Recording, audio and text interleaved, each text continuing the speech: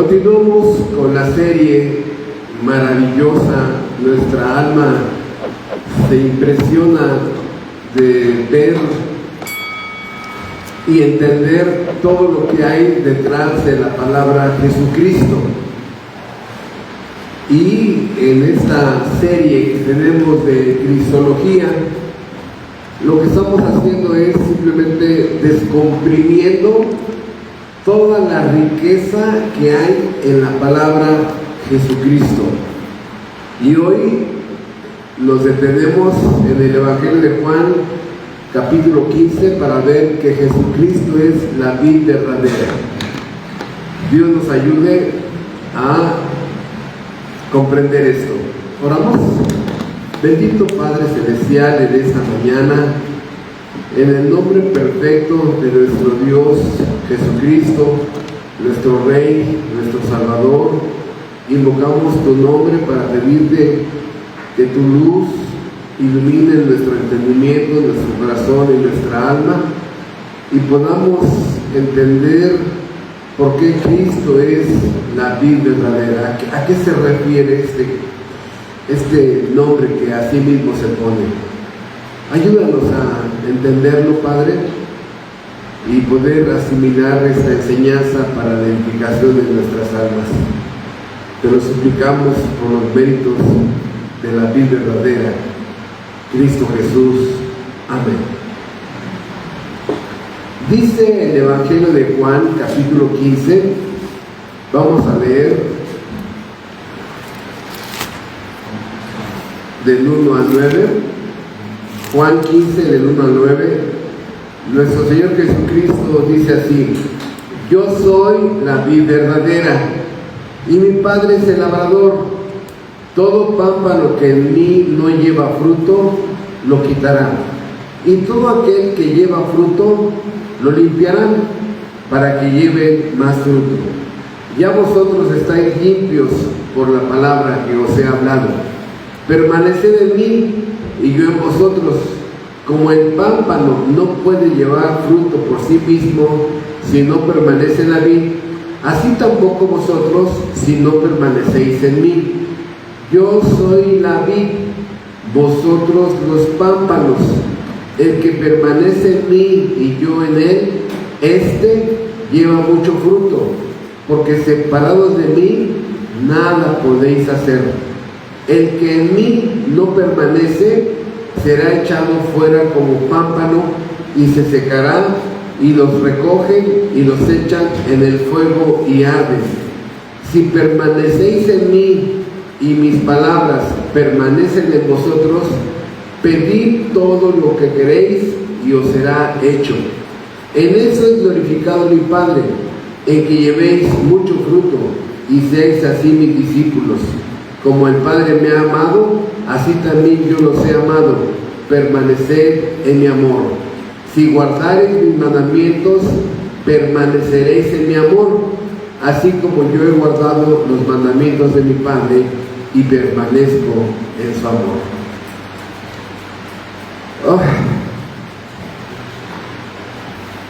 Abundante, muy sencillo, pero demasiado profundo. Sobre todo que no estamos acostumbrados a este concepto de vid o viñedo. Si tú vas a Italia, en las afueras, cada habitante tiene atrás un pequeño huerto, y en ese pequeño huerto tiene sembrado su vid, una planta de uvas, donde asimismo prepara su propio vino, de tal manera que compra sus botellas, hace todo el proceso de maduración del vino, del jugo de uva, lo procesa, lo guarda, lo almacena, y a través del tiempo puede manifestar en sus visitas un vaso de vino tinto, cosecha de ese hombre, ¿no? Entonces, para una gran cantidad de pobladores de Italia, esta es una costumbre muy autóctona. Y nosotros en México no tenemos eso. En México es raro que haya en tu casa una viña, inclusive cuando tú vas a Querétaro y de pronto dices, es que en Querétaro hay viñedos, y dices, ¿qué? ¿Hay viñedos en Querétaro? Y que va a haber, que se va a abrir, va a haber degustaciones. No es muy común, a eso me refiero, que va a ser un poco complejo. ¿Por qué? Porque el Dios de la Biblia ha estado usando desde el libro de Génesis hasta Apocalipsis figuras de agricultura. Y también los que trabajamos en la industria, en una oficina, en un taller mecánico, herrero, también no estamos acostumbrados al lenguaje de la agricultura. Por eso, cuando empezamos a entender estos conceptos, es más lento para nosotros. Que el Dios de la Biblia se autodescriba como un agricultor, como un campesino, que habla de árboles, que habla de frutas, que habla de todo tipo de plantas, de todo tipo de tierra. Entonces, este tipo de lenguaje, repito, de pronto es un poco más difícil explicarlo y es un poco más difícil comprenderlo. Vamos a usarlo lo más sencillo que se pueda. ¿Por qué? La primera declaración que hace Jesucristo es: yo soy la vid verdadera. O sea, ¿hay una vid falsa? ¿Hay una vid falsa? Sí. Bueno, aquí es donde empieza el secreto de esta ilustración. ¿Por qué? Porque desde el libro del Salmo, vamos por favor al Salmo, vamos a estar, no vamos a quedarnos ahí mucho tiempo, nada más vamos a ver el origen del concepto de la palabra vid. Sí, desde el libro de Salmos 80, dice, y desgraciadamente por el tiempo me voy a brincar los primeros 7 versículos que también son importantes, pero vamos a poner atención del versículo 8 al 13. ¿A qué se refiere con la palabra vid? ¿Sí? Dice: hiciste venir una vid de Egipto, echaste las naciones y la plantaste, limpiaste el sitio delante de ella e hiciste arraigar sus raíces y llenó la tierra. Los montes fueron cubiertos de su sombra y con sus sarmientos los cedros de Dios. Extendió sus vástagos hasta el mar y hasta el río sus renuevos. ¿Por qué aportillaste sus vallos y la vendimian todos los que pasan por el camino? La destroza el puerco montés y la bestia del campo la devora. Aquí es donde empieza un poco la explicación. ¿Sí? A ver, Dios ha usado palitos y bolitas para explicarnos cosas muy complejas. De tal manera que esta metáfora es que Israel, los judíos que estaban en Egipto, son traídos de Egipto y llevados a la tierra de Canaán. Y la figura que Dios usa para ilustrar esto es que Israel es como una vid, una planta que da uvas. Cada judío es una uva. Dios trae a Israel de Egipto y va y la siembra en la tierra de Canaán para que se expanda y produzca uvas que den el fruto deseado para Dios. Esta es la figura respecto a la vid. Entonces, Israel es la vid que debe de producir los frutos, que son muchos frutos, vamos a ver, y que no produjo. Cuando tú empiezas a mirar hacia tu ego, tus planes, tus metas, tus sueños, y te dice: a ver muchachito, espérame, te compré para que me sirvas, te compré para mi gloria. No, pero discúlpame Dios, pero yo tengo muchos planes también personales. La Biblia dice que esta vid que sacó de Egipto Israel y la lleva y la planta en la tierra prometida, produjo uvas silvestres. Sí produjo fruto amargo, no útil para Dios, un vino que lo tienes que tirar porque nadie se lo puede tomar. Te vas a soltar del estómago, te vas a enfermar, ¿no? Porque es uvas silvestres. Entonces, aquí estoy haciendo esto así de una forma muy resumida para entender a qué se refiere Cristo con que Él es la vid verdadera. Bien, vámonos a Isaías, por favor, el segundo pasaje, y con eso quiero dar nada más una introducción, aclaro, una introducción del concepto de vid. ¿Qué pasó con esa vid cuando fue plantada en la tierra prometida?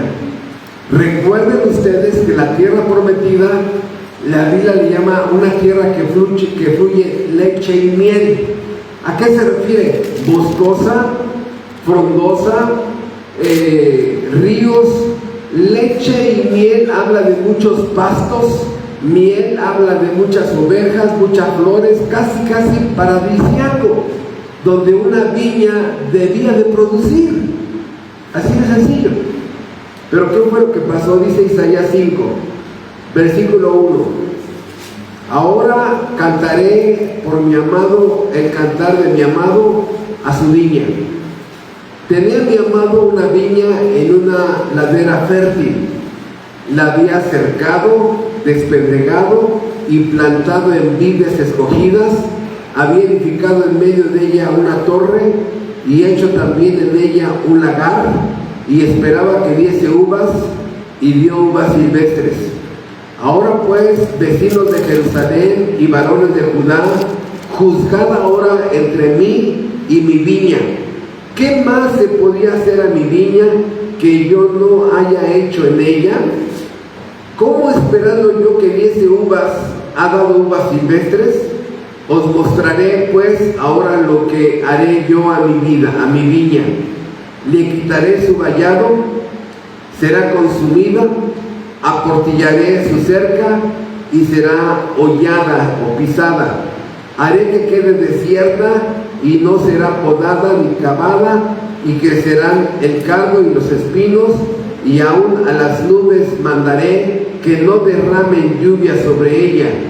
Ciertamente la viña de Jehová de los ejércitos es la casa de Israel. Ciertamente la viña de Jehová de los ejércitos es la casa de Israel, y los hombres de Judá planta deliciosa suya. Esperaba juicio, y he aquí vileza, justicia, y he aquí clamor. Bien, para no abundar tanto, creo así rápidamente, Israel es un pueblo escogido para que dé un fruto para Dios. ¿Sí? ¿A qué me refiero? Es el efecto de la redención. La redención, hermanos, es el precio que se paga para dejar en libertad a alguien que está en una suma cautividad. Actualmente hay algo que podríamos usar como algo relacionado. Cuando alguien está secuestrado y se paga el precio del rescate, ¿no? Bueno, hay algo de parecido: secuestrado y pagar un precio de rescate. El mal había secuestrado tu alma. Tu alma estaba bajo condenación. Llega un sustituto, te liberta, te otorga libertad, te saca de tu amo que tenía esclavizado ahí, y paga el precio de tu libertad. De tal manera que el efecto de la redención en Cristo, que Dios nos rescató de una vana manera de vivir en la que vivíamos, el precio de esa redención es que vivas para Él. Se llama agradecimiento. Después de que entiendes que te libró de la peor maldición del universo, ¿cuál? La condenación, y te llevó a la máxima bendición del universo, la salvación, mínimo dices, ¿qué quieres tú, Señor, que yo haga? Te perdonaron la vida, te salvaron el alma, te salvaron de tu futuro, tu familia, hay esperanzas para ti, hay grandes promesas para ti, estás en pacto, o sea, una lista de cosas que fueron hechas para ti, y que digas, gracias, es que voy tarde al trabajo, perdón, o sea, de verdad, te volteas y te quedas y dices, ¿qué? Hace muchos años, hubo un año, hace muchos años me detuve de manejar y anduve en camión, fue casi un año. Salía de mi casa, vivimos allá en Satélite, salía de mi casa a la central y me iba en camiones, dije, vamos a descansar un rato, hace como 15 años. Y un día el camión se para y sube un señor y te pone una paletita en las piernas y un papelito, ay, lo que sea su voluntad, ¿no? Su voluntad. Bueno, y ya si al final le das un peso, 5 pesos, 10 pesos, ¿no? Hermanos, muchos creen, muchas personas que viven en la oscuridad creen que Dios te puso una paletita en tu rodilla y te dice, hay lo que quieras servir en mi iglesia, hay lo que quieras ser usado para salvar a personas, hay lo que sea tu voluntad. No, hermano, no, escucha, decir gracias nunca es suficiente con Dios. Te funcionará para una persona que te hizo un favor, para alguien, pero para Dios la palabra gracias nunca es suficiente. De tal manera que esta parábola, esta figura, esta metáfora que usa Dios para autodescribirse es que Israel fue redimido, rescatado de la esclavitud de Egipto, llevado y plantado para hacer 3 cosas: fructífero, productivo y que dé resultados. Con ese propósito Dios rescató a Israel para que diera fruto para Dios. Y ese es el problema con mucha gente en las iglesias. Siguen con sus planes, con sus proyectos, con sus objetivos. Nunca tienen tiempo para un estudio bíblico, nunca tienen tiempo para Dios. Mamá, es que estoy en exámenes. Mamá, es que tengo un trabajo en equipo. Mamá, es que tengo que hacer una investigación. Y ahí está la mamá, el papá. Sí, mi niño, sí, mi niña, ¿no? Al rato que no crezcan te vas a jalar los cabellos. Entonces, el problema es eso, hermano, que a la mera hora no damos fruto. Y dice aquí que estos pámpanos se secan. ¿Qué fue lo que hizo Dios con esta vid? Le quitó la cerca, le quitó el agua, la gente empezó a pisarla hasta que se secó, y lo que se seca hay que quemarlo. ¿Por qué? Porque el tronquito de la vid no sirve ni para hacer una madera, una tabla, no, solamente sirve como leña para el fuego. Esta es la descripción. Por eso en esta historia de la vid verdadera vamos a ver varias parábolas en el Nuevo Testamento donde Dios usa la figura de viña para que tú seas una rama pegada a la vid, y tú y yo somos una ramas que producen un racimo. Este racimo de uva es el fruto que se produjo no por ti ni por mí, por la vid. Es la vid la que usa la rama para formar un racimo que se cuelga lleno de uvas. Hay un fruto que debemos de producir, y solamente tú eres usado por Dios para dar ese fruto. De tal manera, hermanos, que aquí el secreto es exactamente estar conectado a la vid verdadera, permanecer allí. Si tú estás una milésima separado de la vid, estás muerto. Tienes que estar conectado, o sea, mi pierna está en mi cuerpo. Si mi pierna estuviera separado una milésima, en 3 días se seca.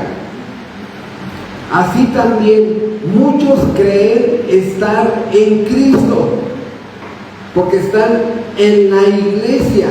No, hermano. Una cosa es estar en una denominación, otra cosa es estar en una iglesia, otra cosa es estar en una membresía. Pero si todo esto no estás en Cristo,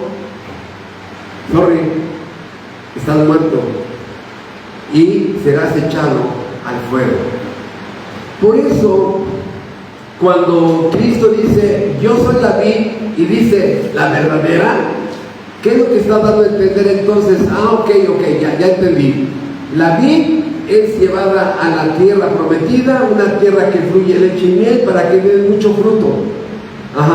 O sea, tú, Señor Jesucristo, eres el que va a dar el fruto que la vid debía de dar. Así es. Y aquí nos concede la gracia de ser injertados. Esta ramita llamado Humberto Méndez, esta varita llamado Rosendo, esta varita llamada Marichuy, todos, ¿no? Injertados en la vid, y hasta el momento que es metida esta varita y tiene contacto con los tubos leñosos, empieza a producir el fruto. Esta es la bendición de estar en Cristo. ¿Qué es lo que está diciendo Cristo? Que si en tu vida no hay fruto, no eres cristiano. No lo digo yo, hermanos, por favor, entiéndame, no es que me ponga agresivo. La Biblia dice que en esta mañana reflexiones respecto a tu estado espiritual. Si no hay fruto, no hay salvación en tu vida, nunca has estado en Cristo, nunca has sido injertado. Por eso eres una rama que se está secando. No hay una sola brote de una uvita, no hay nada, y vas a la perdición. No creas que por asistir a una iglesia ya estás en Cristo, no, hermano. Aquí vemos dos cosas que nos habla de esta ramita que está injertada. Vean ustedes, 10 veces se repite la palabra permanecer. Y este número 10 siempre se refiere a la responsabilidad humana. 10 veces se repite la palabra permanecer. Vean ustedes, y quiero ir preparando a qué se refiere esto. Sí. Esta permanecer, número 1, habla de bautizo espiritual y responsabilidad humana. Vean ustedes, 10 veces se repite la palabra permanecer. Esto es muy raro en la Biblia, hermanos. Dios habla español. Sabemos que hay una grave crisis en el mundo. La gente no habla español, ¿no? Hay que estar adivinando qué quiso decir la persona. No, Dios sí habla español. Y generalmente repite 2 veces algo. 3 veces ya es demasiado. Pero que lo repita 10 veces es así como para que, oye, cabeza dura, o entiendes o entiendes. Versículo 4. Permaneced en mí y yo en vosotros. Número 1, ahí está permanecer. Como el pámpano no puede llevar fruto por sí mismo si no permanece en la vid, ahí está, segunda vez. así tampoco vosotros si no permanecéis en mí. 3 veces la palabra, la letra P, permanecer. Versículo 5, yo soy la vid, vosotros los pámpanos, el que permanece en mí, 4, y yo en él, este lleva mucho fruto, porque separados de mí nada podéis hacer. 6, el que en mí no permanece, 5, será echado fuera como pámpano y se secará, y lo recogen y los echan en el fuego y arden. Versículo 7, si permanecéis en mí, 6, y mis palabras permanecen en vosotros, 7, pedid todo lo que queréis y os será hecho. En esto es glorificado mi Padre, en que llevéis mucho fruto y seáis así mis discípulos. Como el Padre me ha amado, así también yo os he amado, permaneced en mi amor. 8, versículo 10. Si guardareis mis mandamientos, permaneceréis en mi amor, así como yo he guardado los mandamientos de mi Padre. 10, y permanezco en su amor. 10 veces repite la palabra permanecer. Bueno, ¿qué significa permanecer? Bueno, quedarte en un lugar y no moverte de allí. Quedarte con una persona y no hacer ningún cambio. Permanecer, o sea, vivir en, habitar con, cohabitar con, establecerse, residir, allí te quedas. Ustedes saben que los que estudiamos un poquito de historia de los aztecas, nos enseñaron que había 2 tipos de tribus, los nómadas y los sedentarios, ¿no? Los nómadas son los que van de casa en casa, de ciudad en ciudad, que no tienen lugares fijos, les da lo mismo rentar en esa colonia y luego se van a otra colonia. Conocemos una familia aquí en Irapuato que rentó como en 6 años 9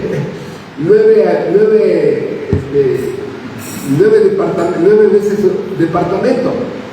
9 veces se cambiaron en menos de 6 años. O sea, traía como un espíritu nómada, ¿no? Y ya cuando ese nómada se queda en un lugar fijo y permanece allí, se llama sedentario, ¿no? Ya ahí se queda, ¿no? Ya no se mueve.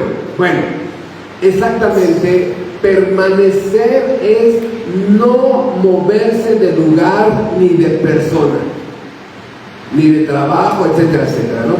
Entonces Cristo dice, permaneced en mí. Y a esto se refiere esta palabra. Número 1, hay 2 formas de permanecer en Cristo. El primero nos enseña el bautizo espiritual. ¿A qué se refiere eso? Bueno, es una clase que generalmente otorgamos cuando gente que se va a bautizar en la iglesia y le explicamos esto. El bautizo espiritual nos dice Cristo en Romanos capítulo 6, dice que fuimos crucificados, el verdadero creyente regenerado, fuimos crucificados juntamente con Cristo. Crucificados juntamente con Cristo. Fuimos sepultados juntamente con Cristo, morimos juntamente con Cristo y resucitamos juntamente con Cristo. Dice, pero eso pasó hace 2000 años. Yo apenas acabo de nacer hace 65 años, ¿no? Bueno, dentro de la omnisciencia de Dios y de los decretos y del libro de la vida y la predestinación y la elección, Dios sabía que un día habría una persona llamada Humberto Méndez y de una forma representativa Cristo moría por mis pecados, y de una forma representativa yo en ese momento fui amalgamado, fundido, como cuando te hacen una amalgama que mezclan un metal con otro. A ver, sepáralos. De una forma natural no se puede. Cuando tú fundes un metal con otro, no se puede ya separar de forma natural, de tal manera que el creyente verdadero es fundido, amalgamado en la persona de Cristo. El ejemplo más sencillo es cuando mezclas leche con Nescafé. A ver, sepáralos. Posiblemente sí, ¿verdad? Pero tienes que hacer un proceso más complicado. De tal manera que así es donde el creyente en su bautizo espiritual es mezclado, fundido, y en ese momento Humberto Méndez era crucificado con Cristo, Humberto Méndez moría con Cristo, Humberto Méndez fue sepultado con Cristo, y el nuevo Humberto Méndez resucitó en Cristo. Esta es una figura para representar que Humberto Méndez y todo aquel que sea predestinado permanece en Cristo. Nada ni nadie puede separar al predestinado que fue sumido, amalgamado, fundido en el cuerpo de Cristo. ¿Me explico? Ok. Ahora, ¿cómo se manifiesta que ese predestinado llamado Juan Pérez, como tú quieras, sí fue fundido, amalgamado en el cuerpo de Cristo en el bautismo espiritual? Porque su responsabilidad humana permanece en Cristo. Él, como Dios, me fundió en Él. Ahora, yo en mi responsabilidad humana, lo que hago es compañerismo,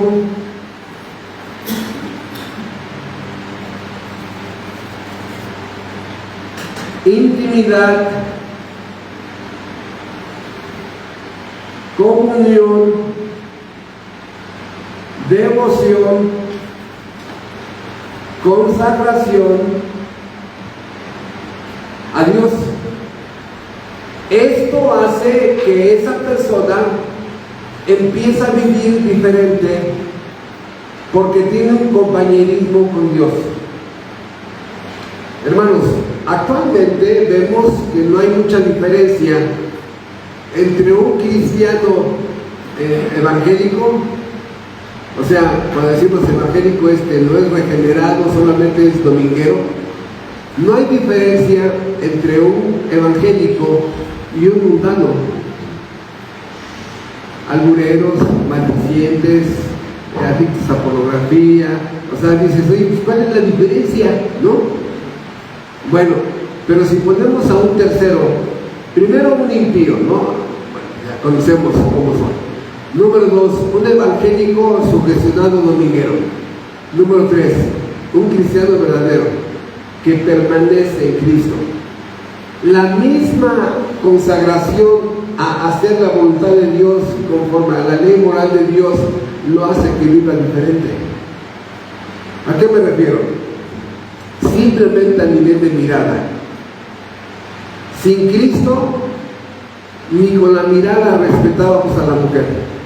Hay mujeres que se sienten que les quitaron la blusa con la mirada sucia y lujuriosa de un hombre. Y dice, ay, qué viejo tan feo, sentí que hasta me quitaba la blusa. Lujurioso, cochino, ¿no? Bueno, hermanos, el cristiano verdadero, hasta con la mirada se nota la diferencia. Desgraciadamente hoy, entre un cristiano verdadero y un impío, si ese cristiano verdadero empieza a bajar la guardia, no va a haber mucha diferencia. Pero esta comunión en su responsabilidad humana, este compañerismo con Dios, este nivel de intimidad donde hablas con Él, le dices tus miedos, tus angustias, tus peticiones, tus ruegos, esta comunión que tienes con Dios, esta devoción y esta consagración se llama permanecer en Él. Y esto, hermanos, se llama fruto. Esto va a producir un fruto. Ahora, ¿el fruto cuál es? Número 1, dice la Biblia, el fruto del Espíritu Santo. Ahorita lo vemos, ¿sí? 2, las buenas obras. 3, glorificar a Dios. 4, podríamos agregar aquí que seas un pescador de hombres. Y así, si tú estás poniendo atención, te vas a dar una idea cuál es el fruto. Porque esto, hermanos, es igual a un estilo de vida. Un estilo de vida que es completamente diferente y opuesto al de un inconverso. Si te notas diferente, la gente sabe que tú como mujer eres diferente. El verdadero cristiano, hermanos, transmite un halo de integridad. Un halo, o sea, dices, ¿por qué es diferente esta persona? A ver, esta mujer como que tiene mucho honor, dignidad, integridad, se ve respetuosa, ¿no? Este hombre se ve, o sea, hay un halo que transmite, no tiene la mirada sucia, lujuriosa, no. Por parte de mi trabajo hemos estado en restaurantes donde con la persona que estoy platicando va uno viendo, viene la mesera y la barre de arriba para abajo, ¿no? Viene otra mesera y la barre, pasa otra mujer junto a la mesa y la barre y le voltea a ver hasta lo que se puede, ¿no? O sea, demasiado cochinos, demasiado. El verdadero cristiano transmite un honor, una dignidad, una integridad como fruto, porque es un estilo de vida, un estilo de vida recta, justa, santa. Este estilo de vida es superior, 1000 veces superior al mejor nivel moral que tú conozcas. Les he dicho muchas veces que la moralidad termina siendo, la mayor parte de las veces, una máscara. Porque la moralidad es que, ay, me tengo que portar bien. ¿Por qué? Pues aquí está la fiera, ¿no? No, aquí no tienes idea de los problemas que me causa, ¿no? Y me tengo que portar bien porque pues, están mis hijos. Ahí están mis hijos. Me tengo que portar bien porque es que ahí está mi papá, ahí está mi mamá. Por eso la moralidad nos obliga a portarnos bien, pero donde nadie nos conoce y nadie nos ve, no, hombre, el Blue Demon, ¿no? El Blue Demon. Por eso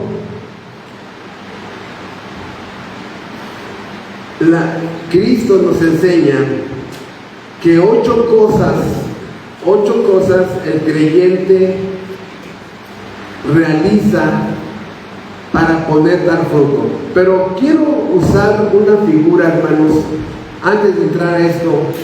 No sé cuántos de ustedes fueron o mejor dicho, cuántos de ustedes recuerdan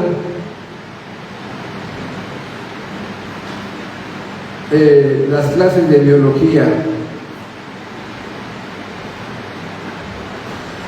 Una plantita tiene aquí sus raíces. Y una plantita es una máquina maravillosa, de verdad maravillosa, porque a través de sus raíces extrae, absorbe algo que se llama savia bruta. Así se llama, yo no le puse así se llama.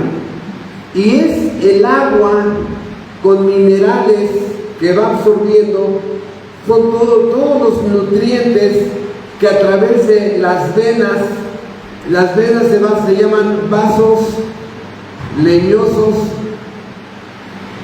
Esos vasos leñosos son las venas que van corriendo dentro de la plantita, y la savia bruta es llevada a la hoja. Y escuchen, hermanos, vean, eso es lo más hermoso. El sol, con su luz dirigida hacia esta fábrica, porque no es una hoja, es una fábrica. Esta fábrica llamada hoja, a través de un proceso que se llama la fotosíntesis, transforma la savia bruta en algo que ahora se llama la savia elaborada. Y lo que hace la savia elaborada, después de que en esta fábrica de transformación que convirtió la savia bruta a la savia elaborada a través de la energía del sol por medio de un proceso llamado fotosíntesis, se va otra vez a los vasos leñosos para producir de este lado en una ramita un racimo de uvas, producto de la savia elaborada. Pregunta: ¿es la flor la que convierte el fruto? No. ¿Es la rama la que convierte todo eso en fruto? No. Es la vid verdadera. Toda la planta es la que hace todo esto. Estos son herramientas que tiene la vid verdadera. Por eso, entender esta ilustración tan sencillita es que necesitamos la luz del sol de justicia. Así se le llama a Jesucristo. Él es el sol de la justicia. Y lo veíamos la semana pasada en Tehuacán y lo vimos un poquito ayer en el estudio de León. Voy a hacer un paréntesis, ¿no? Para ilustrar un poco esto, un paréntesis. ¿De qué color somos? ¿De qué color de piel somos, hermanos? No, pues yo medio prieto, aquel menos prieto, no, y aquel blanco, y aquel más blanco. O sea, no, hermano, no te equivoques. Todos somos negros. Enloqueció el pastor. Hermanos, todos somos negros. No, sí, ya está re loco el pastor. Hermanos, a ver, vamos a meternos todos ahorita, todos, a una cueva de 1 kilómetro de profundidad. ¿De qué color somos en la cueva? Todos somos negros. Ah, hermanos, es que es bien obvio, ahí no hay luz. No, espérame. A ver, mi corbata azul, ¿es azul o refleja un color de la gama del arco iris, que es el azul? Los demás son absorbidos y el azul es reflejado. Pero esta corbata no tiene color. Refleja a través de los cristales que tiene un color que le produce la luz. La luz es la que da el color, no los objetos. Los objetos nada más reflejan el color que la luz está produciendo en ellos. De tal manera que no te jactes, ¿no? Tus ojos azules, tu piel rubia, todos somos negros, hermano. Es la luz la que da ese color. Regreso. Era nada más un paréntesis. ¿Qué es lo que está diciendo Cristo? Yo soy la vid verdadera. Tú eres una rama. Y como no das fruto, te voy a cortar. Te voy a cortar. Estás inutilizando el tallo de la vid. Tienes tanto tiempo en la iglesia, no tienes una persona convertida, no das un estudio bíblico, no visitas a nadie, eres dominguero, calientacilla, sugestionado, simpatizante religioso, no hay buenas obras, tu vida no glorifica a Dios, no eres pescador de hombres, no hay el fruto del Espíritu en tu vida. ¿A qué se refiere el fruto del Espíritu? 9 cosas dice que son las cosas del fruto del Espíritu: amor, gozo, paz, paciencia, bondad, benignidad, fe, templanza y dominio propio. Dominio propio es explosivo. Amor es bien egoísta. paz impaciente. O sea, no hay nada de fruto del Espíritu. El Espíritu no produce nada en ti. ¿Sabes por qué? Mira,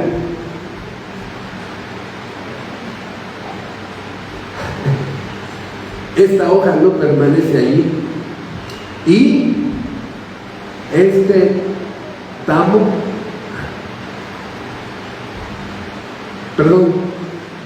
este páparo está separado, se va a ir secando cada vez más y cada vez más. No produces fruto para Dios, lo único que produces es fruto para el demonio, fruto amargo. Lastimas más a personas, causas mucho dolor, ni tú mismo te aguantas. O sea, todo esto es lo que hace de estar sin Cristo. Porque en este pasaje hay una terrible advertencia, cual entiende: separados de mí nada puedes hacer. Separado de mí no puedes construir un matrimonio. Separado de mí no puedes construir una familia. Separado de mí no puedes construir un hogar. Separado de mí no puedes construir un futuro. Siempre vas a estar atascado. Un coche que se queda atascado y aceleras y no se mueve. Así está la vida de millones de seres humanos estancados, y creen que por innovar algo nuevo, vamos a salir porque me dicen que en San Luis Potosí hay un lugar bien bonito. Vamos para ir para allá. No, es que, ¿sabes qué? Vamos a hacer ejercicio. No, ya te pones a hacer ejercicio. Oye, no vamos a visitar a los familiares. Ahí se la pasa bien. ¿Y ahora qué hago? ¿Qué hago?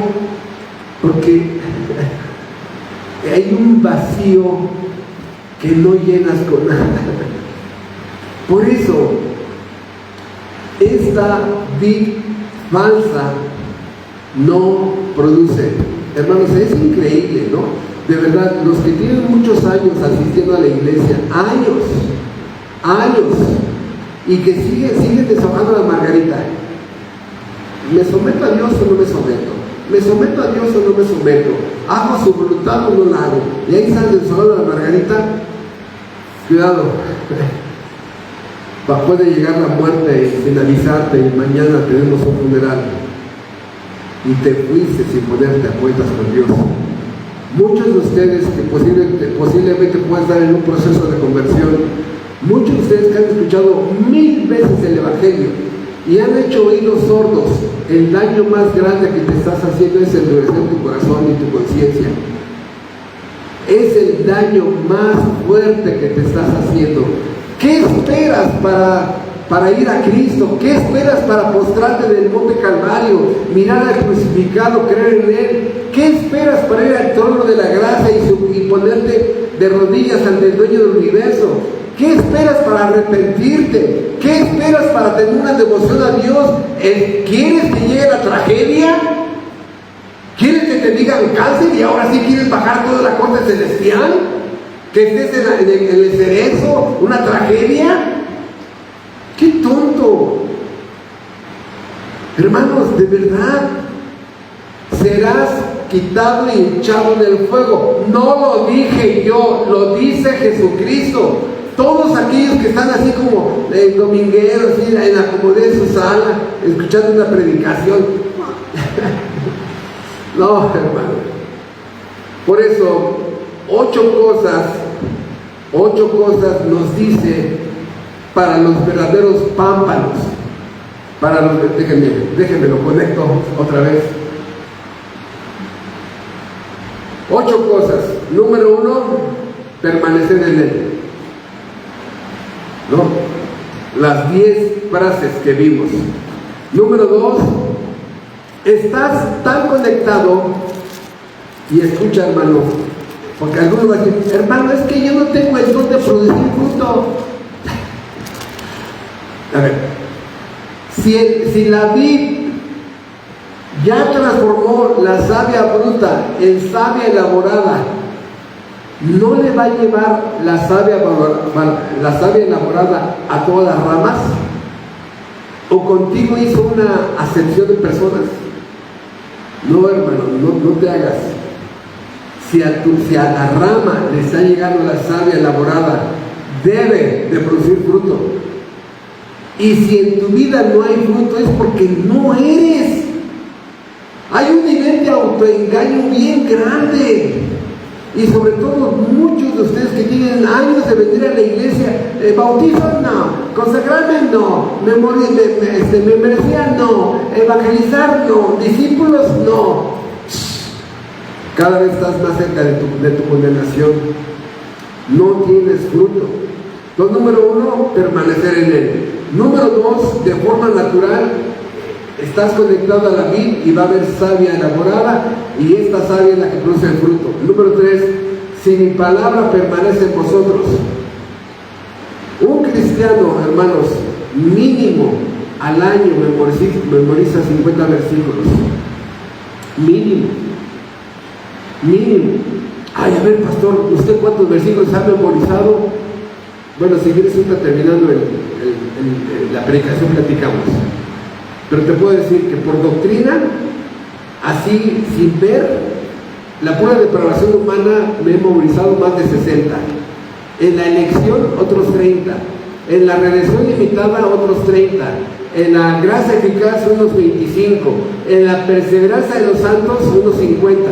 Y así le voy sumando, y cada vez que estudio una serie, cada vez que doy un estudio, en mi cabeza quedan, porque empezamos a memorizar. Dice Colosenses 3:16, la palabra de Cristo mora en abundancia en vosotros. ¿Te sabes más quién metió un gol de esa diversión mundana? Es que usted está bien radical, viejito. No, esta división mundana del fútbol, perdónenme. ¿Sabes quién metió un gol ayer? Pero no sabes un versículo de la Biblia. Es bien triste. La palabra de Cristo mora en abundancia. Entonces, punto número 1, permanece, no se mueve de ahí de Cristo. Número 2, lleva fruto de forma natural. Aunque tú no lo quieras producir, Dios produce. Si tú estás conectado a mí, Dios produce el fruto. Número 3, mi palabra permanece en ti. Cada año hay más versículos y más versículos. Inclusive eso te capacita para dar estudios bíblicos, porque estás enriquecido con Biblia. 3, pedid conforme a mi voluntad y os será hecho. Una de las evidencias más claras de ser un verdadero pámpano es que la mayoría de oraciones conforme a la voluntad de Dios te son contestadas. Y eso, hermano, es un privilegio de 1000 quilates. Que el Dios de la Biblia se tome el tiempo de escuchar tu oración y contestarla. ¿A dónde quiero llegar? ¿Tus oraciones han sido contestadas? ¿O crees que han sido contestadas?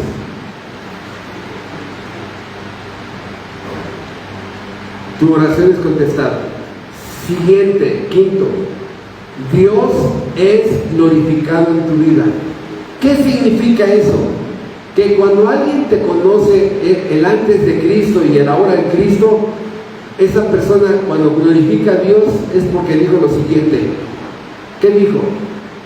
Le dice a su vecino: oye, el vecino fulano ha cambiado mucho desde que va a esa iglesia cristiana. Parece que sí nos cambian. Mejor esposo, mejor proveedor, mejor padre, íntegro, honorable, respetable. Hay algo en ese hombre, este vecino, hasta me gustaría que fuera mi amigo, porque empiezas a manifestar esa santidad que te hace confiable con los demás. Y en ese momento la persona dice: Dios sí cambia a las personas. Antes llegaba todo borrachote, parrandero, jugador, chupetones, y ahora Dios sí cambia. ¿Qué es lo que está diciendo? Dios es exaltado en la salvación de asquerosos pecadores como yo y como otros. Siguiente, serás llamado discípulo. Discípulo de Cristo. O sea, dice, oye, mira, ahí va fulano, ¿cómo se llama? No sé cómo se llama, pero sí es un discípulo de Cristo. Toma estudios bíblicos con la Biblia, va a la iglesia, va a seminarios, va a cursos, tiene teología. Es un discípulo de Cristo. Es un aprendiz de cómo imitar a su Maestro Celestial. Siguiente. Dice, si guardares mis mandamientos, permaneceréis en mi amor.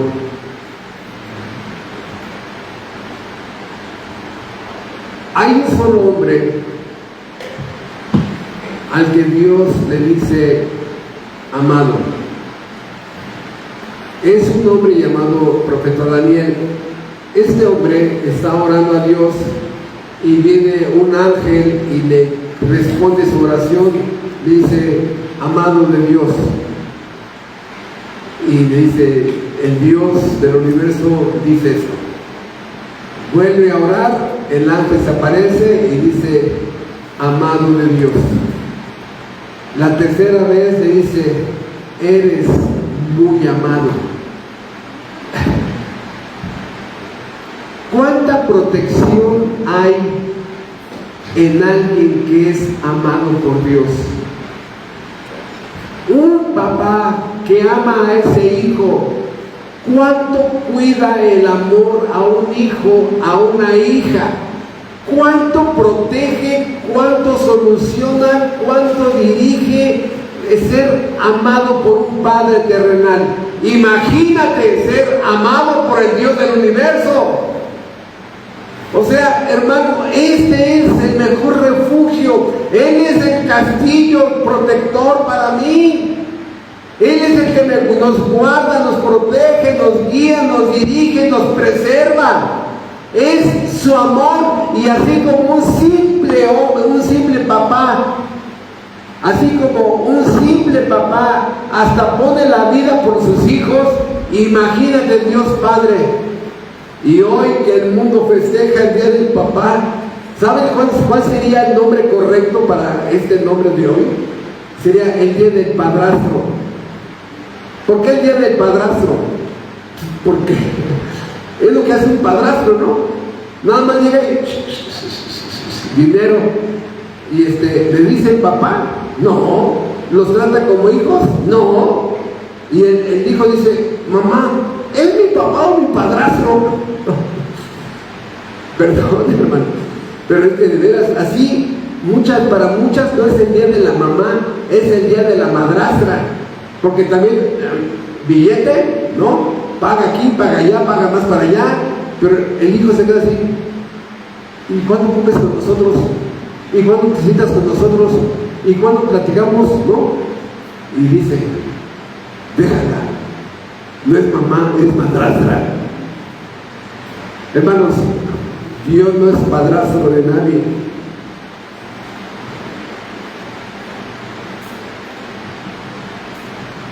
Él es el verdadero Padre. Permanecer en mi amor. ¿Cómo corresponde un hijo al amor de su padre? Con amor. Con amor. Por eso, esta es otra característica de un creyente verdadero. Y en último lugar, guarda sus mandamientos. ¿Sí?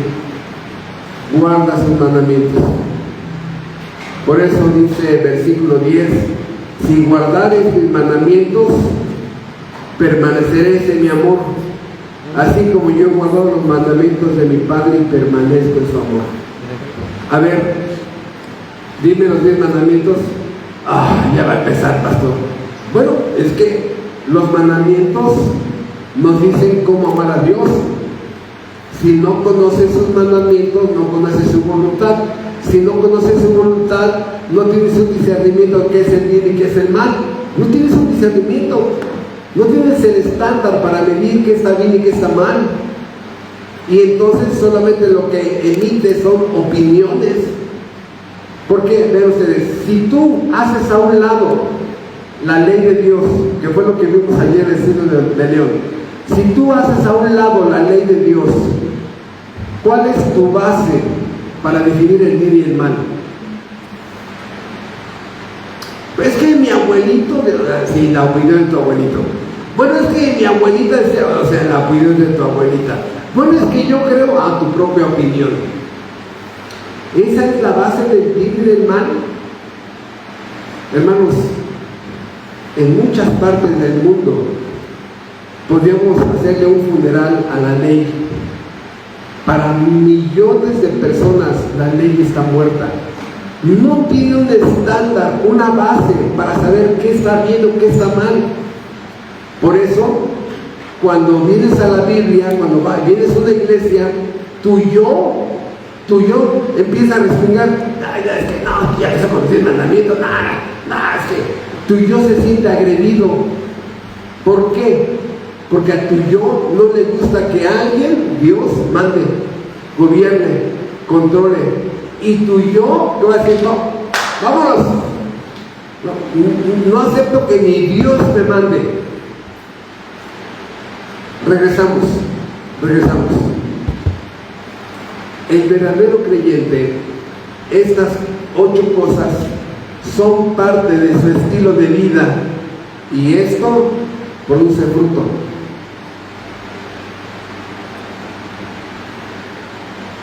Esto produce fruto. ¿Por qué no produces fruto? Bueno, porque posiblemente no eres un regenerado. Asistes y simpatizas con una iglesia o simpatizas con la Biblia. Simpatizas, ¿no? La Biblia no es tu estándar de conducta. La Biblia no es una regla de fe para ti. Es algo interesante. Hasta ahí. Por eso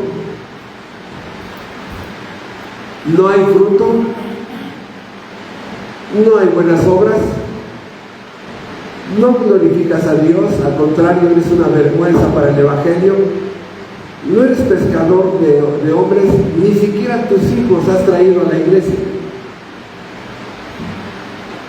ni siquiera con tus hijos has podido dar un estudio bíblico. ¡Oh, qué gran cristiano! ¡Bravo! ¡Qué gran cristiana! ¡No, bravo! No, hermanos. Eres una vid falsa. Serás arrancada. Solamente hay ramas. Por eso, una de las cosas que dice aquí es que Dios poda a la vid. Vamos a ver otras 3, 4 parábolas en el que una vid empieza a crecer y solamente hay hojas. Esta frase es importante que las memoricen. Solo hojas. Y hay plantas que dan tantas hojas, tanta rama, que las ramas y las hojas se están comiendo la savia elaborada, y el gran agricultor llega y poda, le quita las ramas, le quita las hojas. ¿Para qué? Para que la savia elaborada vaya a las ramas y produzcan fruto. Por eso tienen que podar, para que en el caso de una planta que tenga flores, de flores más bonitas, una planta que dé frutal, que dé frutos.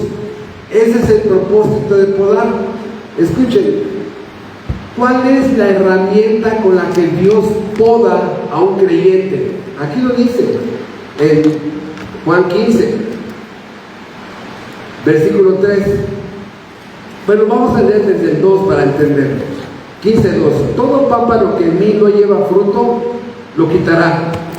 Y todo aquel que lleva fruto, lo limpiarán, para que lleve más fruto. 3. Ya vosotros estáis limpios o podados por la palabra que os he hablado. ¿Cuál es el instrumento para podar? La Biblia. Si tú no lees este libro, no lo meditas, no lo analizas, no lo reflexionas, no. Si no hay en ti esto, solo hojas, te ves una vida así robusta, muy robusta, y te buscan, no hay nada. Por eso la figura de la viña. Dice, vean ustedes, Mateo 21, 33, 40, dice que Dios planta una viña a sus siervos, los manda por la cosecha, o sea, por los frutos que produjo esa viña. Los labradores que estaban ahí sembrando, deshiervando, fertilizando la vid, matan a los siervos que manda el dueño de la viña. Dice, caray, a ver, vamos a mandar otros siervos, los vuelven a matar, y dice el dueño de la viña, mandaré a mi hijo y lo respetarán. Y los labradores matan también al hijo. ¿Quiénes son los labradores en este pasaje? Los judíos como nación. ¿Sí? Dice Lucas 13:6, vino a buscar fruto en ella y no lo halló. Y eso es interesante, muy interesante, porque dice la Biblia que en la viña Dios había plantado una higuera. ¿Qué tiene que ver la higuera con una viña? Mucho. Nada más voy a dar una explicación demasiado breve. La higuera es la representación de las religiones, los esfuerzos humanos por tapar el pecado. Recuerden ustedes que Adán y su mujer cosieron hojas de higuera para tapar su pecado. No, Dios les quitó las hojas de higuera y les hizo vestidos de pieles. Bueno, vino, dice la historia, vino a buscar fruto en la higuera, y dice la Biblia en Lucas 13:6, y no halló fruto, y maldijo a la higuera. En Mateo 21, 19, dice, y viendo una higuera cerca del camino, vino a ella y no halló nada en ella, sino hojas solamente, y dijo, nunca jamás nazca de ti fruto. Y luego se secó la higuera. O sea, cuando Dios maldice a una planta, inmediatamente se seca. No hay una segunda oportunidad.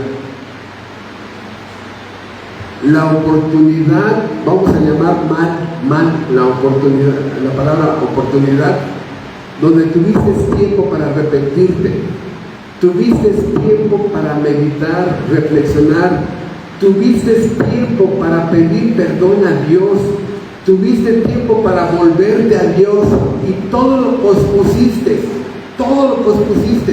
Esta famosa palabra procrastinación, se quiere sentir más modernos, llamándola lo mismo con esta palabra más moderna, ¿no? Pospones tu entrega a Dios, va a producir algo muy tremendo. Por eso, hermanos, Dios usa la figura de higuera, de viñedo, estos términos de agricultura, para que con palitos y bolitas entendamos. Por eso, Mateo 20, del 1 al 8, la Biblia nos muestra cómo Dios está usando otra vez en el Nuevo Testamento la figura de la higuera, de la vid, para ilustrar la relación de Dios con su pueblo. Mateo 20, del 1 al 8. El reino de los cielos es semejante a un hombre, padre de familia, que salió por la mañana a contratar obreros para su viña.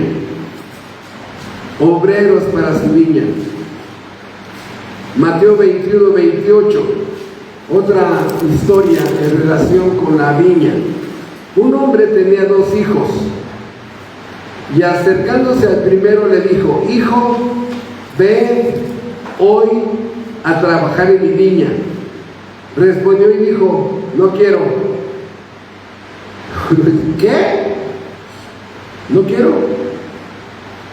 Pero después, arrepentido fue, y acercándose al otro le dijo de la misma manera, y respondió y dijo: sí, Señor. Y no fue.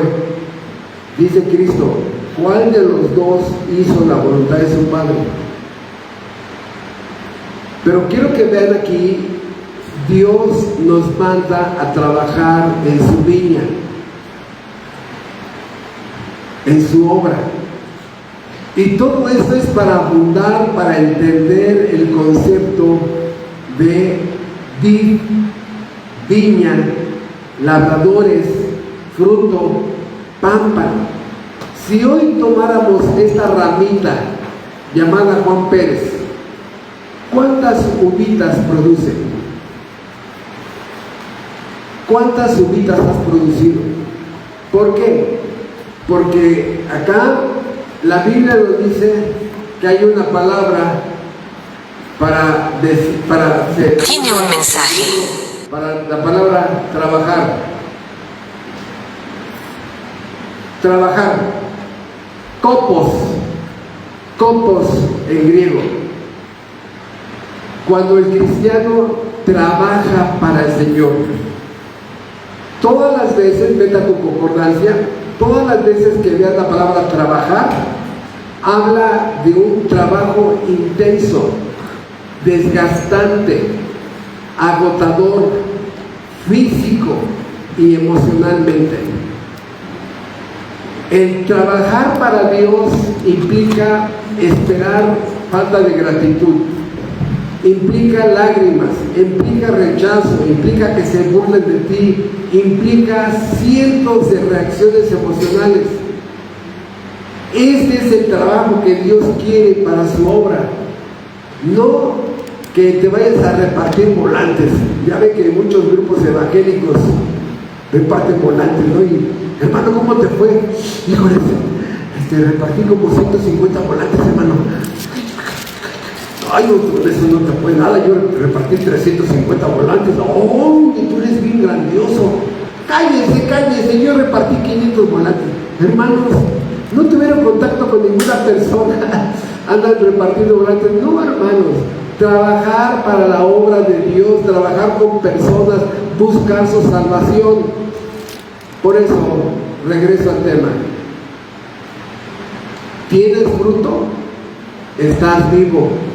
No tienes fruto, aunque tengas 1000 años asistiendo a la iglesia, vas rumbo a la condenación. Vas rumbo a la condenación. Por eso, ya para terminar, la Biblia nos muestra que todos los pámpanos producen, vamos por favor a Mateo 13, todos los pámpanos, los que dan fruto, producen un fruto de acuerdo a la capacidad que Dios les dio. ¿Sí? De acuerdo a la capacidad que Dios les dio. Dice, versículo 23 de Mateo 13: mas el que fue sembrado en buena tierra, este es el que oye y entiende la palabra y da fruto y produce a 100, a 60 y a 30 por uno. Hay personas, hermanos, que su capacidad es de 30%, pero escucha, su 100 es 30. Produjeron 30, ¿vieron el 100? Sí. Otros, su capacidad, dice el texto, es de 60. Su 100% es 60. Producieron el 60. ¿Vieron el 100? Sí. Y otros les da la capacidad de producir 100. Y producieron 100. ¿Vieron el 100? Sí. ¿Los tres dieron el 100%? Sí. ¿Trabajaron con esa forma compost? Sí. Porque para que des el 100% tienes que ser así.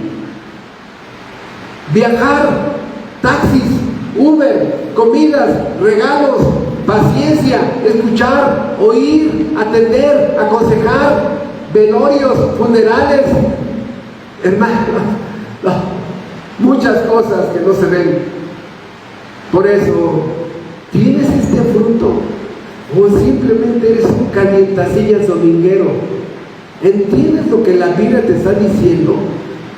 Si no tienes fruto, serás lanzado al fuego. Por eso me despido leyendo estas palabras de Cristo. Juan 15. Y con esto terminamos, hermanos. Versículo 4. Permaneced en mí y yo en vosotros. Como el pámpano no puede llevar fruto por sí mismo, si no permanece en la vid, así tampoco vosotros, si no permanecéis en mí. Yo soy la vid, vosotros los pámpanos. El que permanece en mí y yo en él, este lleva mucho fruto, porque separados de mí nada podéis hacer. El que en mí no permanece será echado fuera como el pámpano y se secará, y lo recogen y los echan en el fuego y arden.